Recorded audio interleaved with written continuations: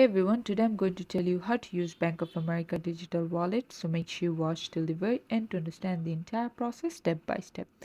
First up, if you need to do it, like to use in store or in app or online, then what you need to do is basically add your Bank of America card to your digital wallet. This could be Apple Pay, Samsung Pay, Google Pay, or PayPal. They support these four. So you need to head over to any one of these and then choose on add a new card. And then basically you're going to put in your Bank of America card details. And then basically just for that, after you have done it, suppose you're in store, so what you need to do is if you're playing in store, you need to click on the contactless symbol and then tap your phone against that machine.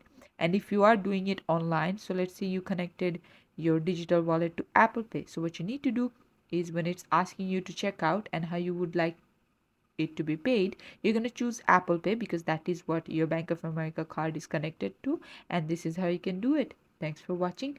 Please leave a like and subscribe for more tutorials like this, and I'll see you guys in the next one.